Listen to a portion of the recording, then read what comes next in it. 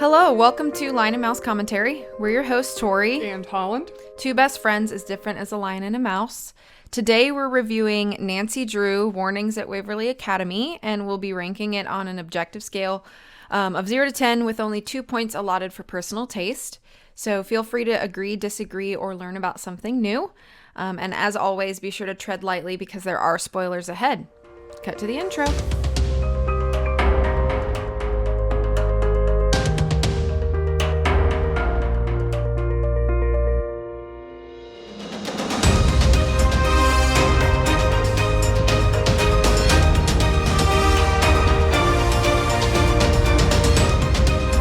Okay, welcome to the Lion's Den. For our new listeners, we break down the scoring system by category as we go, but the full breakdown is also available on our socials and website, so you can check those out and see everything in one place. So let's get started. So today, I am the one who chose Nancy Drew, Warnings at Waverly Academy for us to review. This is familiar to both of us. We've played this before. This is a video game from 2009. It was released on October 13th, 2009. This is the 21st game in the main series of the Nancy Drew Mysteries by Her Interactive. There are many games in the series. This one is based on the Nancy Drew book number 158, which is The Curse of the Black Cat by Carolyn Keene. This is directed by Tim Burke. The story was by Ann Collins-Ludwig and Kathy Reuter.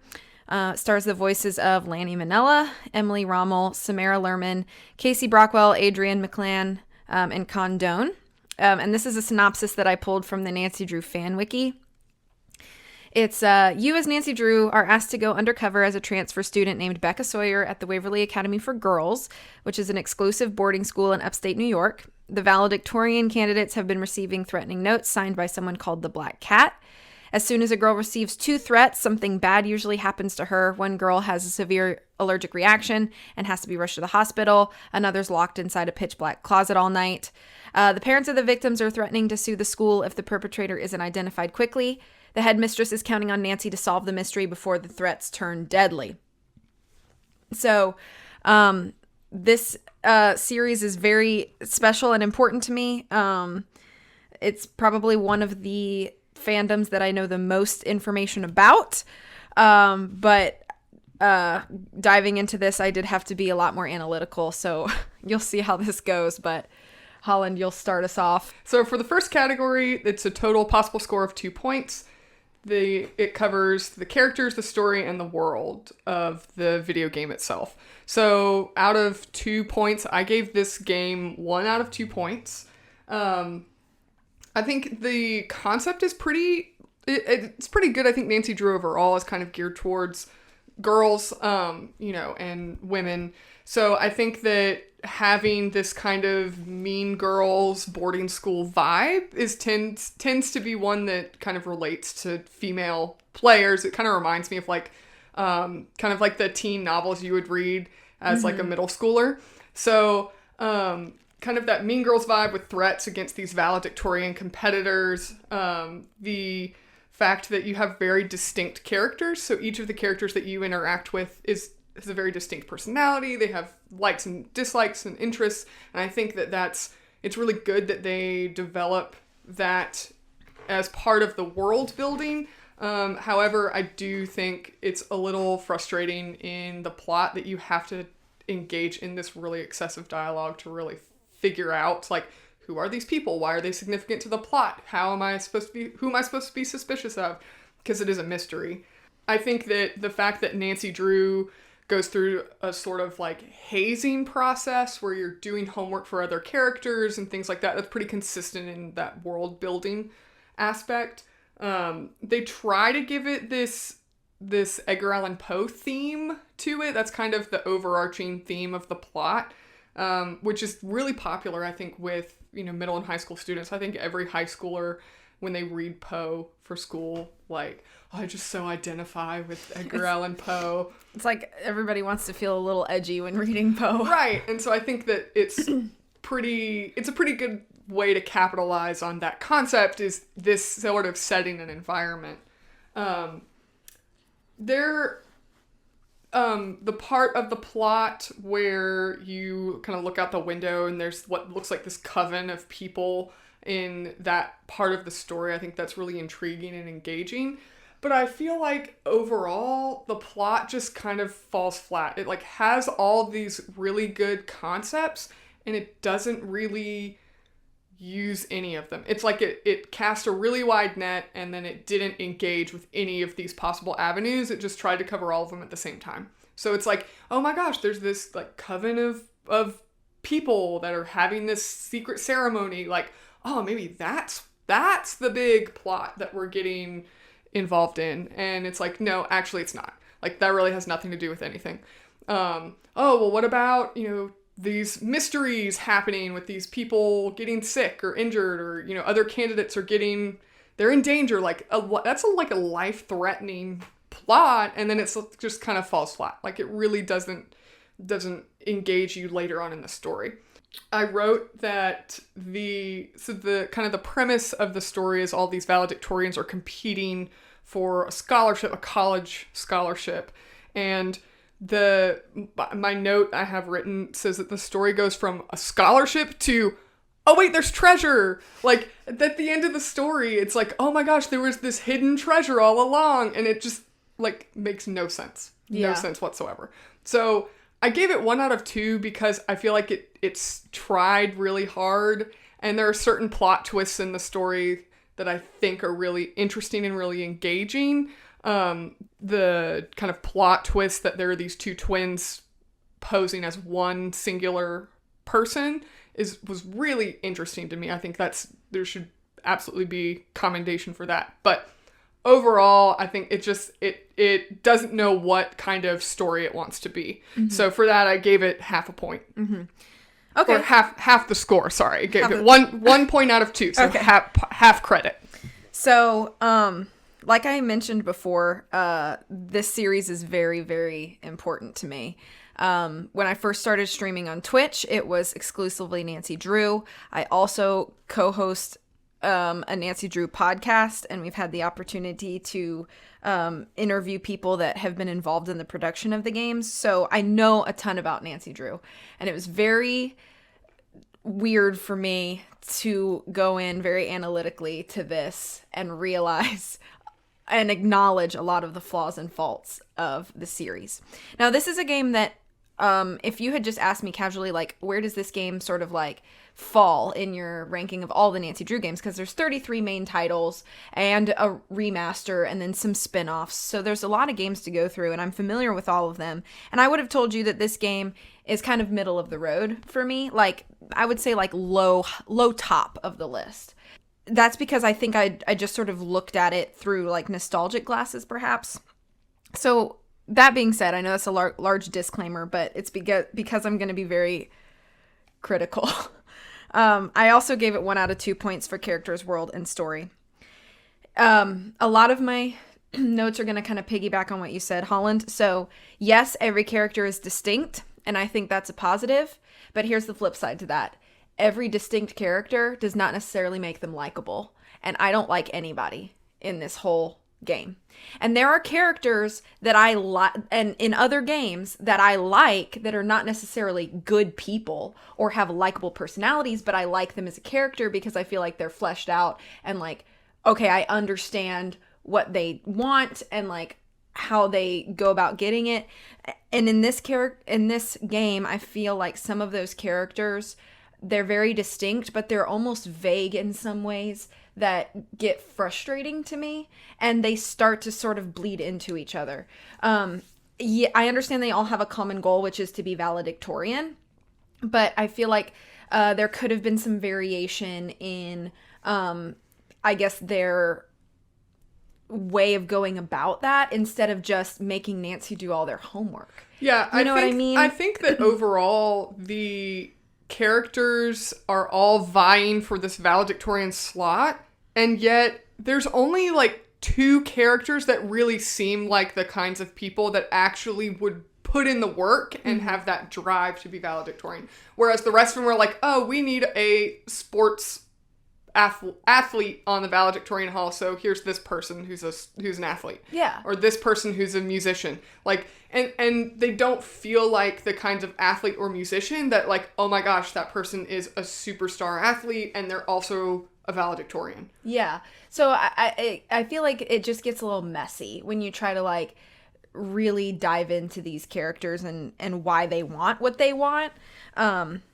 So I feel like some of them, they're very cliche. You know, you've obviously got these cliques, and I think it kind of translates a little bit into some unbelievability with these characters, unfortunately. I think the setting is really cool. I like the boarding school. I like it being in upstate New York. You've got a lot of snowy effects. I know that you're not a huge fan of snowy aesthetics, but I am, so I think it gives a very cozy kind of vibe, I think, sometimes. I really like that, and I do find the story appealing, and I like what you said about how the concepts are really cool. I think the concepts that they tried to go for in this game are absolutely incredible, but most of those concepts have one of two problems. They either never truly resolve, or they resolve way too quickly. For instance, the secret society, within 10 minutes, you've already got your answers about that. It's like, dang it, I wanted some more, like, I wanted that to pull me longer. Right. I wanted that to be more of like a long-term goal instead of just like an immediate resolution. Or, so it's either a resolution problem or simply an execution problem. So you do have kind of this overarching Poe theme, and there's a lot of Poe tie-ins, and I think that that's really cool and nice. And if you're like me and you grew up playing Nancy Drew, you like, I remember telling my parents, like, Nancy Drew's educational because every game would have like something that was like real world, you know, learning, such as, you know, you've got all this Poe stuff, and in certain, like in Danger on Deception Island, you learn a lot of like marine biology kind of things, and, you know, other games kind of have these like real world like tie-ins, and so, you know, I do like that they once again included that. But I think my biggest problem with the story is that I don't, and maybe this ties back to my first note with some of the characters' motivations being very vague. I don't find the motive of the villain strong enough to support the actions that the villain does. So, spoilers. When you find out that the villain is Corrine, really the only motive that you have is that, of course, she wants to be valedictorian, so she wants to get other people out of the way. But then why not just work harder? You know, perfect your paper that you're about to turn in. I feel like, sure, okay, well, obviously the villain's the villain, and that's why they do bad things, but it almost seems like the motive is too weak. And Corinne does some terrible things. I wrote down, maybe she's the most evil villain in the entire Nancy Drew series. She purposely sends a girl into anaphylaxis. Like, that could have been death. Like, not even joking. You know, she puts a claustrophobic girl into a closet all night. Like, those are terrible, like, actions against somebody. And I don't know why she's doing these things, because she never gives us a strong enough reason. I think that in a way, yes. And I think for this game is directed for what, ages 10 and up, roughly. Roughly. Yeah. I think that, yeah, it seems really extreme. However, I do kind of understand, like, because I was a very high performing,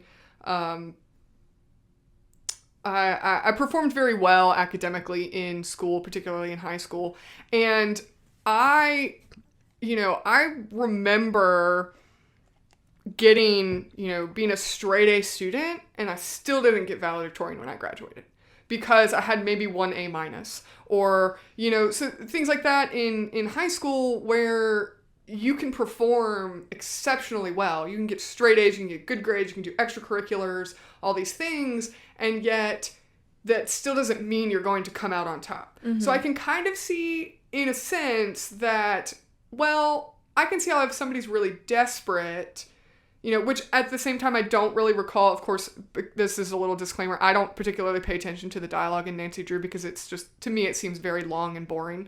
But that's just me as a player. I feel the exact opposite. I love dialogue in games. But I don't recall her having this, like, dire situation where getting this scholarship is her only chance at a college education. Right. Like, so I think that maybe if they gave her more of a dire situation background, it would seem more justifiable. But I do see where in an academic setting, if you're not, you can perform the best, you can make straight A's, you can perform top tier level, and that never guarantees that you're going to get valedictorian, because a lot of students in a high school setting, they can make straight A's, and only one of them is going to get valedictorian. Right, and I understand that, but again, I don't know if I think it's a strong enough reason. Yeah. I think that the only character that I think really has a dire enough reason to go to all of those lengths to get this would be Rachel/Kim. Right. Because they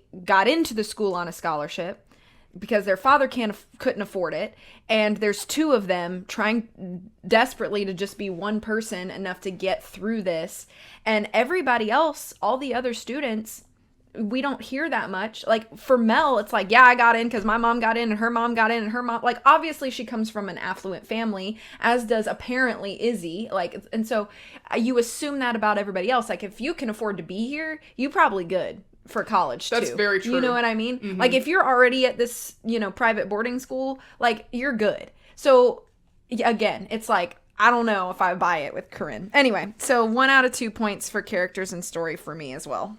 One thing I forgot to mention in my ranking, I think the intro of this game is one of the Nancy Drew library, which Tori and I have both played all of the Nancy Drew games. I think that the intro of this game is, she mentions it's the scariest case yet. And I wonder, was that supposed to be tongue-in-cheek? She's talking about being in a boarding school. Correct. And it's supposed to be tongue-in-cheek? Yes, it is tongue-in-cheek, because she's talking about being around, cliquey high school girls is scary. Right. Yeah. And I think that that's a clever tongue-in-cheek to have for Nancy Drew, because she's very much this independent detective. Mm-hmm. But then also the fact that the villain is attempting murder, it kind of is the scariest case yet. And, spoilers, she's Nancy's roommate. Yeah. You're sleeping in the same room with this girl. Right. Right. So, yeah. All right. So our next category that we have is mechanics. So mechanics has a possible score of 2 points. For this game, I surprisingly gave this 1.5 out of 2 points. I think the mechanics of this game are actually quite good for the time that this game was released. It came in, 2009? 2009. So 2009 for computer games, it's kind of mid-tier. You have high caliber computer games available to people, but then general point-and-click adventure games are and still are pretty widespread. Mm-hmm. I think that the mechanics of the game, the fact that you can get demerits, you can get kicked out of the game, there is a potential to lose the game. I like that aspect is wrapped into this game, and I think it's wrapped in pretty believable, or in a believable manner. I know a lot of Nancy Drew games have this aspect of the game where you do some form of quote-unquote chores. Yeah. So the snack shop is kind of where you play these mini games, where you make people's lunch orders, you kind of have a time crunch that you have to complete them in. I think that using the snack shop as this mini game version of chores is a good integration into the game. Fun fact, I think the snack shop is the best food-based puzzle/game in the entire series. Yeah. Yeah. I made kind of a list of some of the puzzles that I was kind of taking notes of some of the puzzles that are in this game. I think the puzzles are actually done really well. The variety of puzzles that you're doing, the DNA that you have to put together is kind of assembling a puzzle. You have to do a puzzle with musical notes. There's logic puzzles, number puzzles. There's a kind of a physical puzzle, like a slider game type puzzle with the stones. There's a memory puzzle. All of those puzzles seem they're very diverse. And I think that that's a good aspect of Nancy Drew games, when the puzzles that you have to complete to obtain more information or to obtain certain items, I like when they're very varied. Mm-hmm. If that sounds a little redundant, but I like when there's a lot of variation to the kinds of puzzles that you have to do versus it all being numbers and logic games and no, visual or musical puzzles. The mini games where you have to play air hockey and darts. I personally don't have a problem with those puzzles. It's kind of what I expect in these kinds of games, is that now you gotta shoot darts. Now you gotta play air hockey. Like, those kinds of mini games to me just seem really consistent with this style of game. Right. I know a lot of Nancy Drew fans don't like those puzzles because they feel that they're simplistic and, childish. But in my perspective, this is a game for kids. Like, this is a game for middle school aged girls, and I personally don't have a problem with there being an air hockey mini game. Right. And I think that this is a good way to have some kind of arcade style mini game. I think it's a good integration in that. The reason I didn't give it 2 points is because a lot of the triggers, so you have to complete this puzzle, and then it triggers an event in the game that then gives you further access to another area of the game or to a new item to move the story along. A lot of those triggers make no logical sense. It just doesn't make any sense. You're just kind of clicking around randomly trying to figure out, okay, well, maybe I have to click this random item or look at this random book to then have access to a new area of the game or to a new dialogue piece, things like that. I think some of those triggers just are nonsensical. And then, of course, the squirrel memory puzzle is absolutely stupid. I also have a note about that. I forgot to mention in the last category, I think the whole squirrel thing makes zero sense whatsoever. It's completely nonsensical. The memory puzzle is just stupid. It's insanely difficult. Yeah, completely unforgiving. It's punishing. You have to... you almost need 3 people to complete it in the first go, to put your fingers on the screen to remember where the squirrel leapt to. I've seen people, streamers and other friends literally take sticky notes and be whap whap whap whap whap to the screen and just to mark the spaces. Yeah, that's almost what you have to do. And the fact that the squirrel leaps on the branches, it's these random parts of a branch, and then when the hands appear for you to click where the squirrel touched, it's that I don't even remember. I felt like some areas where you have to click, it's the squirrel leapt to the right or the left of that. It doesn't even seem to line up appropriately. So I think that not only is it a stupid puzzle that makes no sense in this game, why is a squirrel stealing stuff from people? It's just dumb. I think they're trying to capitalize on the stereotype that a lot of campuses have a resident animal, I've seen things on Instagram or whatever where people are yeah, on my college campus there's this one duck and he's got a white feather and we call him, Dingus, I don't know, and he's always hanging out by the courtyard and we feed him bread and he's cool. I think it's trying to capitalize on that, but it does it in not a clear way. No, and it doesn't even make sense. If it was a magpie that's stealing things, or even why didn't you make it a freaking raven? The whole theme is Poe. Why didn't you make it a raven that steals shiny objects, and this raven steals shiny objects and you have to climb the tree to find its nest? That makes way more sense than a squirrel that, I don't even remember what he steals in the game, but you have to go up to his nest. I think it might be one of the gold Poe tokens that you need. Yeah. I don't remember though. It would make way more sense if there was this big Poe theme and there's a resident raven. That would just make way more sense. It'd be way cooler. I can't say enough how horrible I think that puzzle is. And I think as a memory puzzle, it just falls way, way flat. But otherwise, I think the navigation of this game is good. I think that the puzzles are very diverse. So I gave it 1.5 points out of 2 for the mechanics of the game. Okay. I also gave it 1.5 points out of 2 interesting. For mechanics. I'm not even going to beat any further into the squirrel puzzle, but I wrote that in all caps. The squirrel puzzle sucks. It's probably the worst part of the game. But I do like pretty much every other puzzle.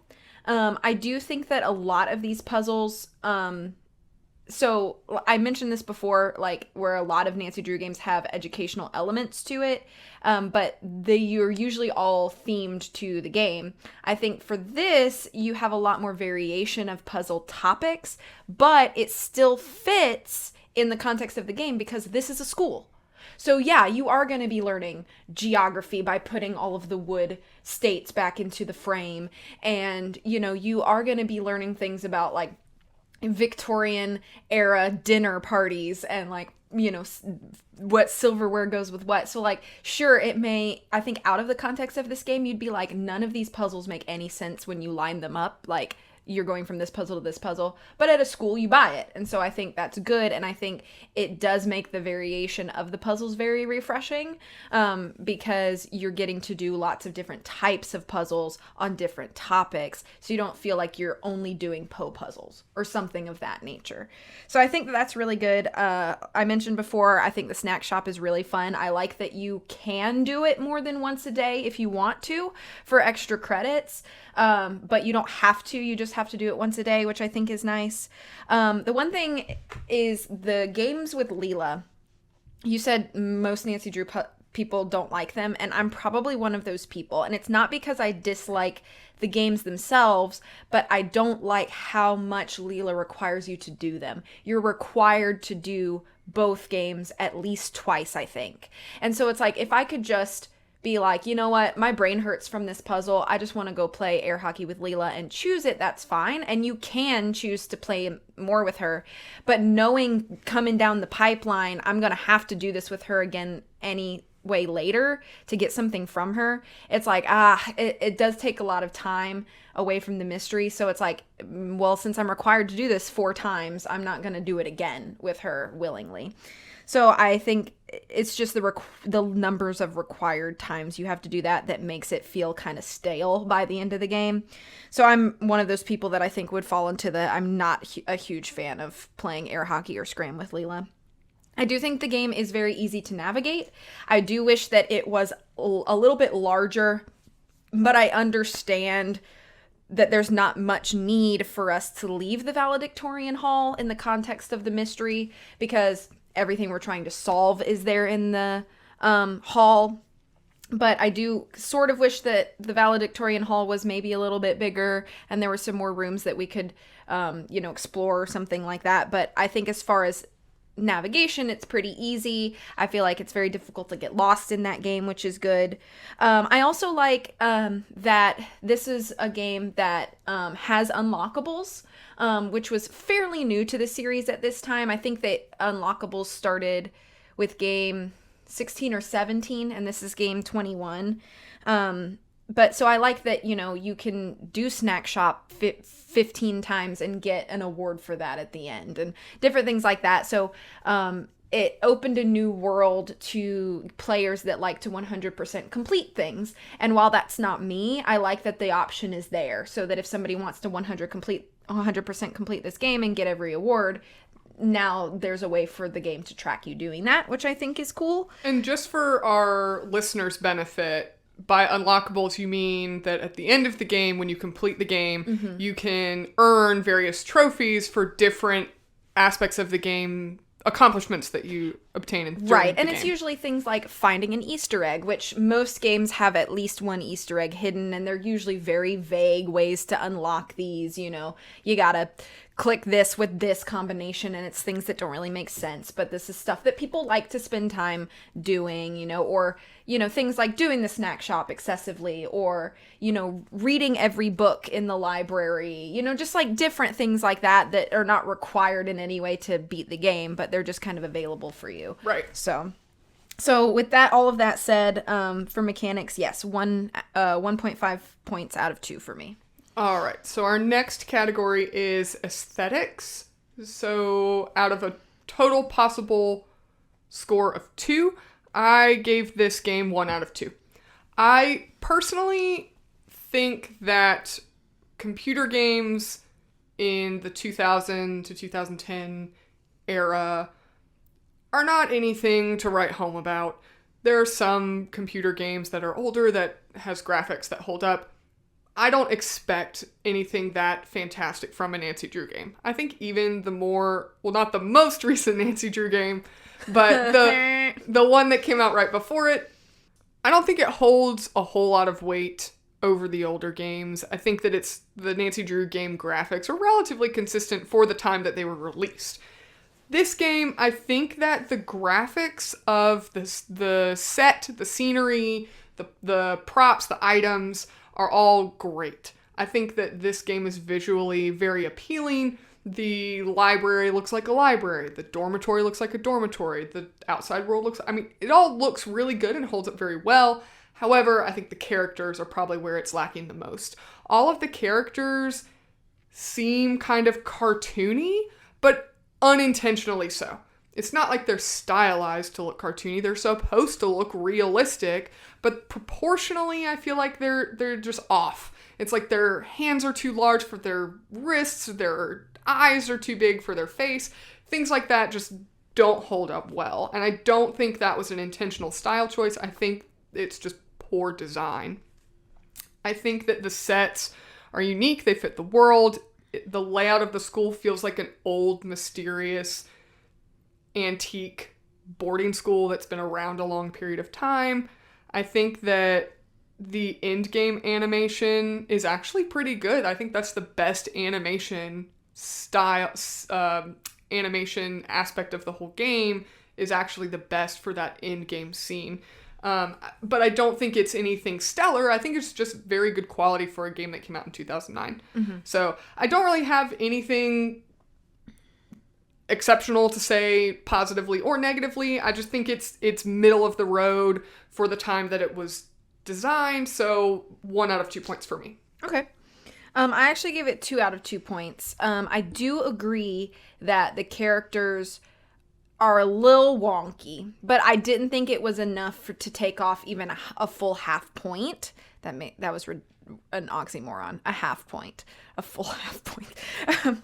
But I do want to agree that I think the characters are a little wonky, especially when you compare them to some of the games right before and right after. It just kind of feels like they are a little proportionately weird. I think the most realistic character is probably Corinne, actually. Mm-hmm. But yeah, I agree. I think the cutscenes are pretty fluid. I think the animation's fairly smooth. I think the expressions on the characters are decent. But the models, it kind of comes down to like the models themselves are just kind of weird. I think the snow effect is fantastic. I know I touched on this earlier, but I think it really sort of adds. I think this is one of the first times that we got a consistent weather effect in a game, and I think it's pretty decent. I think the soundtrack is good, however, and it fits the setting and the mood really well, but it's almost forgettable, and I think it's because maybe this is one of the few games that Kevin Manthe didn't do during his time. They outsourced a lot of this, and they use a lot of actual classical pieces sampled. Because you do hear a lot of Mel playing the cello, especially when you walk by her room. So that's a huge chunk of the music is just Mel's cello, and she's playing real classical pieces. And then there are other classical pieces that play when you're in other parts of the school. I think there's only 2 or maybe 3 tracks that were made for the game, and I believe that they were outsourced. Kevin Manthe didn't work on this. Now, I don't know if that's part of it, but I don't know if the idea that they were going for was almost like, you know how like when you're working or studying on something and you put on music in the background that is purposefully unassuming so that it doesn't distract your brain? It's almost like that was the theme that they were trying to go for through the whole game. So because of that, are the songs good? Yeah. Can I remember them very clearly? No. And so if that was what they were going for, good job. They did that. If that's not what they were going for, I'm really sorry. Your soundtrack's just kind of boring then. So that's kind of just my thoughts on the music, at least. Yeah, my one note that I didn't even mention about the score was nothing exceptional, which is why I didn't even mention it in my scoring, because I just really don't think it's anything to make note of. Yeah. I like it though. I do, and I agree that I think that like the sets are very pretty. I think they have a lot of like wood motifs, and it does sort of make a lot of the scenes darker in like color and shadow, but I think it works knowing that this school has been here for a really long time. It's supposed to give off kind of a grand, prestigious mood, and I think it does succeed in that way. So that's why I gave full points to it. 2 out of 2 for aesthetics. All right, so our next category is personal taste and preference. So I have to start my personal taste, which it's total possible 2 points, just like everything else we score. I have absolutely no loyalty to the Nancy Drew games, to the Nancy Drew books, to nothing. I have no loyalty to Nancy Drew. It's not a franchise that I ever really got engaged in as a child or even as an adult. I've just never particularly been a fan of Nancy Drew. So that the Nancy Drew as a whole has no weight on my personal taste. Not a fan of it, don't hate it. So that really factors in no way to my personal taste or preference. It's just me completely objectively ranking this game as a standalone, not comparing it to anything else. Mm-hmm. I gave it half a point out of 2. For me, this game is just kind of a meh kids point-and-click adventure game. It doesn't feel much different from like the Big Fish mystery games. I've played those before, which are really just a fun way to pass the time. It doesn't really feel different from any other indie game. It was fun to play once, but I really have no need to play it again. I summarized it as, this is a good airport game. You know, if you're sitting in an airport, you got nothing to do, you're trying to kill some time, I think this game is fun and enjoyable. But it's not anything that personally I find worth replaying. I don't think that this game engages me in any way to try and 100% complete it, to try and engage with it multiple times, to me, it's just meh. Like, it's not any different from playing kind of a mobile mystery point-and-click adventure game on your phone or on your laptop. I think that an airport game is kind of how I would describe it. If you have a long layover and have nothing to do, sure, play this game. You might enjoy it to just kind of pass the time, but not really. I didn't particularly enjoy it in the sense of it was a good story, it was a good character, it was fun. I didn't dislike it, but if you're bored, I think can be an enjoyable way to get through a layover at an airport. Okay. So, half a point out of 2 possible points. Okay. For me, I gave it 1 out of 2 points. I approached it differently, obviously being a huge fan of the series and following it since I was 10. But this game is very middle of the road. Maybe even much lower than I originally thought when I compare it to other games in the series. I definitely don't hate it or even dislike it, but what I noticed replaying it for this is that compared to other games in the series, this one feels very hollow, and it feels really unfulfilling while I'm in it. And it's like, I never want to play a Nancy Drew mystery game and feel at the end of the game like I'm glad that's over. I should feel a sense of satisfaction that I've completed it and gotten through all of these puzzles. But when I replayed it this time, and in previous replay throughs, I've felt to myself like, okay, finally I got through it all. And not in like a joyous way. It's very hard to describe, but this one doesn't give me the satisfaction that more of the games in the series do. So for that, I kind of felt like, it's just kind of like an unfulfilling one. And I hate that because I know, and I just want to say to all the Nancy Drew fans that may be listening to this, I know that Warnings at Waverly Academy is a very popular game among the fan base. And so if this is your favorite game, by all means, like, love it. I just don't in the same way that you do. And I know that a lot of my favorites are going to be slightly biased and nostalgia. I mean, my favorite game in the series is Secret of Shadow Ranch. And if we do that game for another episode, I'm going to have to probably talk about a lot of its flaws, and it's going to hurt myself. Because that game means so much to me. So I don't want anybody to think that we're just sitting here like bashing your favorite game in the series, because I understand how popular it is among the fan group. But I'm just trying to give kind of this perspective of a very long time Nancy Drew fan, and how my opinions on games seem to shift as I replay them, or even just the fact that I'm getting older and like my just perspective on different sorts of things change. There are certain games in the series that I used to dislike and I replay and now like them much more. Tomb of the Lost Queen is a great example of this. I really didn't care for that game at all when it first came out, and I feel like every playthrough I like that game more. I find more good things about it.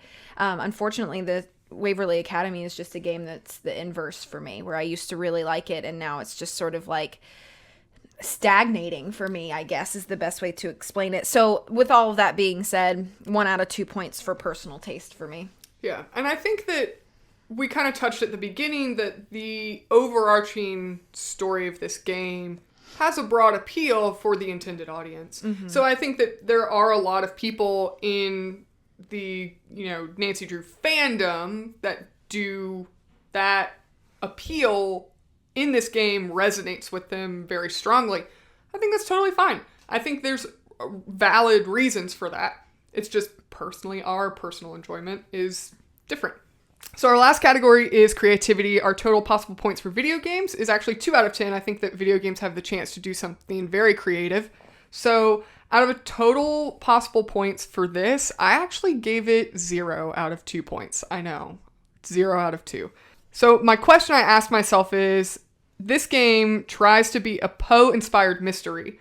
Is it successful in doing that? And my answer to that is no, absolutely not. There's nothing in this game that resonates with Poe. There's nothing in this game that really doubles down and commits to being a Poe-inspired mystery. This is the only game that had the perfect opportunity to capitalize on Edgar Allan Poe and his work, and which is a huge appeal, has a mass appeal to pretty much everybody that's been through an American high school experience where you had to read Edgar Allan Poe, and most high schoolers just love it. You know what I think happens in this game is I think they intended, or it almost feels like they intended to make this an Edgar Allan Poe mystery, but it really turns out to be a mystery about Rita Hollowell, who was one of the founders of the school who knew Edgar Allan Poe. It really becomes more of her story than it does Poe, but I think in that translation, it gets kind of wobbly. Yeah, I think it's just so muddy. It's like you start the game and you think, oh my gosh, it's going to be about Edgar Allan Poe. Look, their whole logo has a raven in it. This is going to be great. And then it doesn't even deliver on that aspect. Mm-hmm. I think that it's not successful. It doesn't do anything new. This game doesn't do anything revolutionary to computer games or even to the Nancy Drew franchise or really any aspect of the game. I don't think there's anything notably unique, distinct, or creative in this game. I think that it's just middle of the road. It could be a Nancy Drew game, or it could be a Big Fish point and click mystery game, and you really can't tell a huge difference in, maybe a little difference in quality, but in doing something unique or different, not really. So 0 out of 2 points. Sorry, Nancy Drew fandom, don't come after me for that, but that's just my take on it. They're gonna add us in with angry eyes. So I gave it 1 out of 2 points, and to be honest with you, that 1 point is for the series and not for the game. I really couldn't give the game itself many points. And the reason I gave 1 point to it for the series is because I truly believe that Her Interactive has set the precedent for point-and-click PC adventure games. I think that they have set a very good bar. That bar is shaky currently in the company. However, during the time that this game came out, they had a format. They were giving us 2 games a year. They really had a UI that people were familiar with and liked that was easy to navigate. They did a lot for the genre as a whole. I think especially in the early to mid, even to late 2000s, kind of that 10-year gap, they really set the bar. So I'm giving them 1 out of 2 points for the iconicness of the series, but within the series, this game doesn't do a ton of new things. It's not super out of the box. We don't get anything crazy mechanically that's new or anything like that. So I'm really just giving it the point for where it sits in the series and not if I were to pull it out of the series. I think if I were to pull it out of the series and give it a ranking just as a game, it would probably be close to Holland's with 0 or half a point. But I'm putting it in the context of the series and doing 1 out of 2 points for creativity. All right, so closing thoughts that I have with this game. I just wrote a little closing thought that it would be better if you could just go back to 2009 and play it in 2009. I think that this game would just be better if you could have a time machine. However, since you can't, just have a few alcoholic beverages instead, and I think you'd be just fine.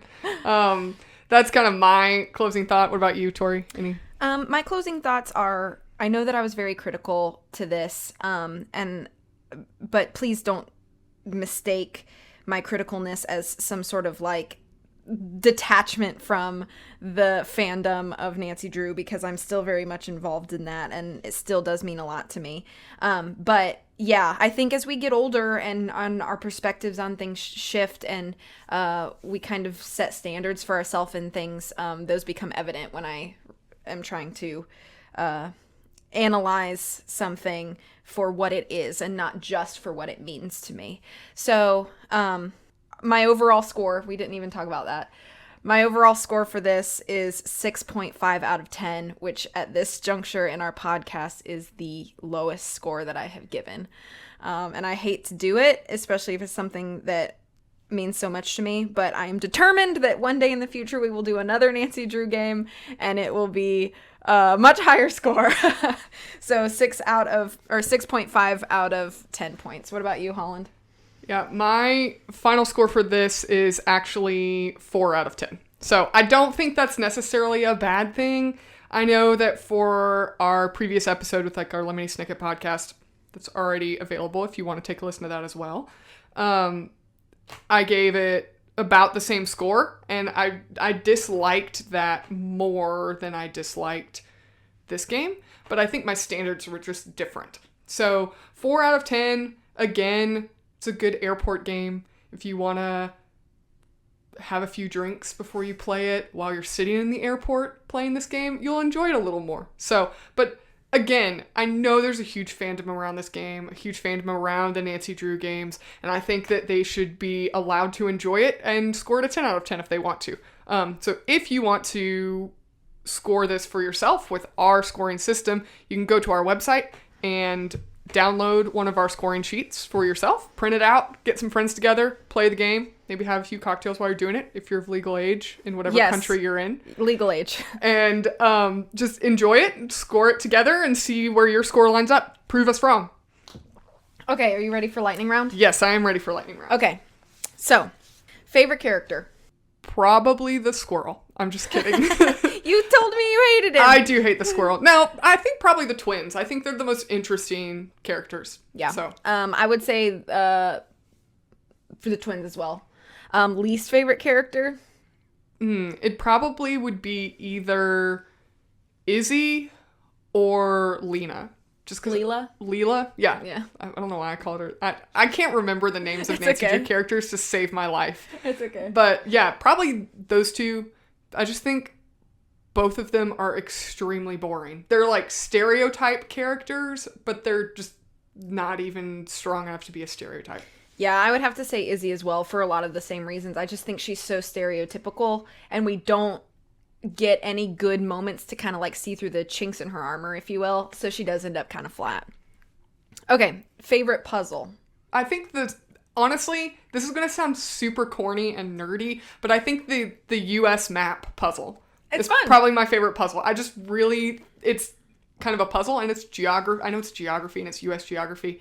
And side note, I do think this game is really good at giving you the information you need to complete various puzzles. So I like that this game acknowledged they have an international audience and provided a resource for a map of the United States in case the player was not able to. Because if you think about it with any other country, if Nancy was in, I don't know, even something like Canada, and she were to do, Canadian territories, like I'm not familiar enough. I think I could do like Toronto's not a it's territory. A city. Yeah. Alberta. Like I could do probably like 2 or 3 of them, and then I would be like, I don't know. So I think it is important that they do give you like all the information you need. And that's something that I think is good with all of the Nancy Drew games, is that everything is very self-contained. Like if you don't want outside help, you won't need it, because everything that they give you to complete the game is right inside of it. Right. So I think knowing that fact as well also kind of makes me enjoy that puzzle a little more, because I think it's just a great acknowledgement that Her Interactive makes to their very broad global audience. But I also just think that puzzle's really fun. Yeah. My favorite puzzle is going to be the weird logic puzzle that you have to do for the twins, where you go and you have to like match. It's like, this girl can't be near this girl, and this girl likes math, and this girl's from Boston, and you have to like put them all in. For some reason, I just really like puzzles like that, where they give you like a list of rules and you have to like figure out how everything fits within the rules. So a few other games have puzzles like that too. Castle Malloy has a puzzle like that with the reception, the wedding reception, seating and stuff like that. Labyrinth of Lies has that as well. Yeah. When you're having to seat the guests in the That's true. Theater. Right. So I like puzzles like that. Okay, least favorite puzzle. Shall we say it at the same time? Yes. 1, 2, 3. The squirrel puzzle. Yeah, it's terrible. Ugh. Okay. Terrible. If you had to room with any of the students, who do you think you would get along with the best? Probably Mel. I feel like she's the most chill. I think that... Yeah, probably Mel. I would pick Mel, or I would pick Leela, not because I think I would get along with Leela, but because she seems to never be in her room. I was just about to say that. I would just hide out in my room, and she could be like out on the soccer field all day getting sweaty or whatever. Yeah. So it's fine. Okay, here's one just a personal question. Did you suspect the culprit before the reveal? I'm trying to remember the first time I played this game, who I was suspicious of. And I think the first time I played this game, I thought the twins were more culpable, but I suspected that the game would kind of bait and switch you with them because they are kind of the most obvious culprit. Mm-hmm. So I think the first time I played this game, I didn't suspect Corinne as the villain. However, playing it through and reviewing it for this podcast, I felt like she was more obvious than I remember her being. But I think that's I think they actually do something pretty good with that, because I feel like she's only obvious on a playthrough, and it's just certain things she says in the dialogue that I didn't catch the first time, which I think is good. You know, I think you kind of want to give clues without being super obvious. You mean on a replay? That's what I meant. Yeah, sorry. I think the first time I played through this, I actually thought that they were doing something weird, and I thought that Paige, the hall monitor that you never see, but she yells at you all the time and gives you demerits, I thought she was going to end up being the black cat because she was just so angry. So I thought that like she had some sort of weird reason that we were going to discover, and then that just never came to be. See, when I played through the game, I never engaged with Paige, the hall monitor that you never see. Because I for some reason, I never got any demerits. You were just such a good student. I was, because I thought that, for some reason, I thought that you would just, like, lose the game completely. I didn't. I think you have to get 10 demerits to lose the game. Gotcha. Yeah. So I didn't understand how the mechanics of Nancy Drew games worked as well when I first played this game. This was one of the early games that I played. I think it was one of the first that we played. Okay, last question. So compared to the other games in the series, how does this game fall in your ranking? And you don't have to give me like a number, like it's my 24th favorite or whatever, but just kind of like, if you were to think about it, like, do you think it'd be high, middle, low in your list? I think probably mid to low on my ranking. I think that with Nancy Drew games overall, and for our listeners that are fans of the Nancy Drew games, you'll understand kind of how varied the games are. But for those who haven't, the games are extremely diverse, and the plots are very diverse, the characters are very diverse across the whole series of games. I think that for me personally, in playing the Nancy Drew games, the games I dislike, I really, really, really dislike. Like, I dislike them to the point where you don't want to play them again. I do not want to play them again, because the experience of playing them the first time was just either it dragged too long, it was too arduous. etc. So I think this game, because I would replay it again if I was really, really bored at an airport and had a couple cocktails on board, then I would consider playing it again. It probably would be in the middle to low area. So like if you had, out of a 10 score, I mean, I gave it a 4 out of 10. So I think that if all the Nancy Drew games that I really, really hate were 3 or less, I think probably a 4 would be kind of where it sits. Okay. Yeah, I think originally this game was kind of like the low side of high, but now I think that's kind of shifted to pretty middle at this point. And knowing that there are so many games, I feel like knowing that there's that many games above it is pretty significant. So yeah, I think this is kind of a game that I'll pick up to replay when I'm feeling nostalgic, not so much because, I'm invested in the story or anything like that. Yeah, I think that overall I enjoy this game when I kind of want to play a stereotypical like teen girl storyline, because I think it's kind of a stereotypical teen girl storyline with, it's kind of like playing a B-movie version of Mean Girls. And I think that that's why people enjoy it. So this wasn't a lightning round question, but I'm going to make it one real quick before we move on to the ending. Just for context of our viewers, especially ones that are Nancy Drew fans that may be listening, why don't we just off the top of our head list like 2 or 3 games that we do really like so that they kind of can see our like tastes. So like my top 3 games are going to be Secret of Shadow Ranch, Ghost of Thornton Hall, and Shadow at the Water's Edge. So those are going to probably be like my top 3. Yeah, I think my top 3, just off the top of my head, we actually at one point as friends made a ranking list and talked about it. But I think it's probably shifted at this point though. Oh yeah, for sure. But I think my kind of top 3 games would be Legend of the Crystal Skull, probably Ghost of Thornton Hall, and maybe Tomb of the Lost Queen. I think those 3 games are pretty high on my list. Mm-hmm. You used to like Blackmore Manor a lot too until we replayed it. Oh gosh, yeah. We had bad RNG with Jane. Yeah, when we review that game at some point in the future, I will talk all about that. All right. Well, thank you guys so much for joining us on this episode, and we look forward to having you back. Please follow us on our social medias, connect with us, give us feedback. We have Twitter. It's at Lion and Mouse Pod, and Instagram at Lion and Mouse Podcast. And of course, our website is lionandmousepodcast.com. You can find rules of engagement, notes for each episode. You can find empty sheets if you want to use those with your friends and kind of rank things on your own and have some fun with that.